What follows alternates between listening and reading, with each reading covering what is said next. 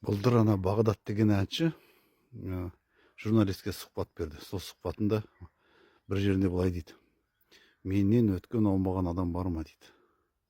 Қанша сахнада жүріп дейді, әке шешеме, ауылда тұрған әке шешеме дейді, не көлік әпермеппін, не бір үй салып бермеппін.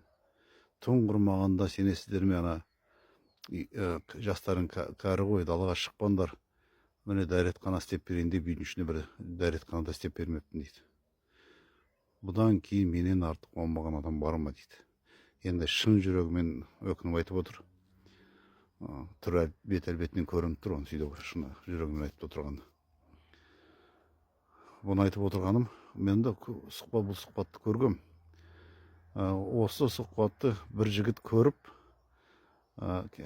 маған былай деп жазыпты: аға, мен кеше осы сұхбатты көрдім дейді. Еркек болсам да екі көзімнің жасын тоқтата алмадым дейді. Менің әке шешем 2 жыл болды дүниеден қайтты дейді. Біз 3 ұлымыз дейді, қалада тұратын. Сонда жылына бір келеміз, туған күндермен поздравить етіп, сонымен аунап жатамыз, дайындағандар ішіп жейміз, сонымен қайтамыз. Болды, біздің бітірген шаруамыз осы дейді. Істеген жақсылығымыз оларға осы дейді. Жаңа қайта қарап отыр, мына Бағдаттың айтқан сөзін дейді, қайталап.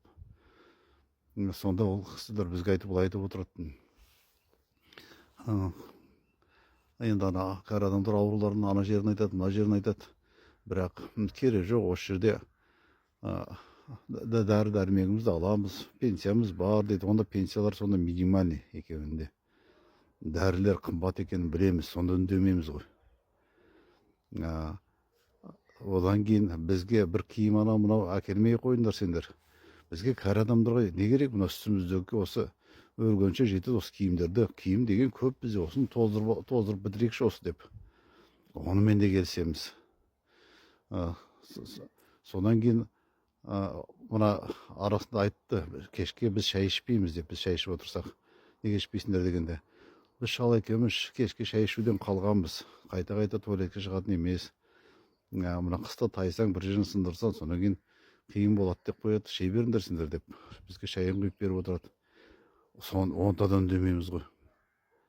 Айтқан киім керегі жоқ, ақша керегі жоқ, дәрі керегі жоқ деген сөздің бәрімен біз қайда барамыз жаңа киіммен деп, бәрімен ішіміздегі нәпсі келісіп отырған екен ғой. Осы бәрімен келісіп отырған. Жоқ, сендердің пенсияларың аз, сендерге дәрі-дәрмекті біз әкеп берейік, киім керек, бір жерге шыққанда жарқырап киініп барыңдар. Жоқ, мына жарайды, сендер шай іше алмайды екенсіңдер, рахаттанып отырып. Онда айтып отыр ғой. Үйден туалет салып берейік біз деп бір айтпаппыз ғой. Не жаяу жүрмеңдер, анда-мында барғанда мына көлікпен жүріңдер деп, бір ескі болса бір көлік алып бермеппіз. Ескі болса көлік алып беруге болады ғой дейді. Соның бірін де істемеппіз ғой дейді. Олардың түк керек жоқ деген сөздеріне қуанып, іштей нәпсіміз қуанып келісе берген екенбіз дейді.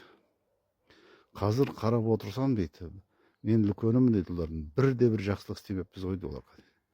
Олар бар кезінде соғымдарында жібереді, қойларында жібереді, картошкаларында жібереді, артын алу ақша болса оларды да жіберіп отырады.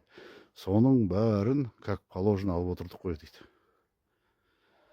Қайтқаннан кейін жерледік келіп, болды, істеген жақсылығымыз сол дейді. бір жақсылық көрмепті бізден дейді. Енді соның бәрін ойлап, мына ақсақ қой түстен кейін манарет деп 2 көздің жас сауғалап отыр дейді.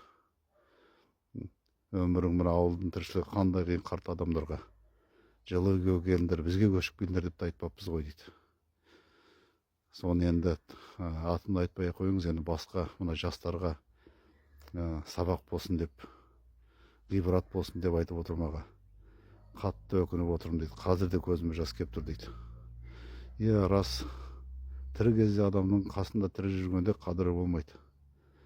Ертең өкініште қалмас үшін тірі кезінде қадірлеу керек адам бірін бірі.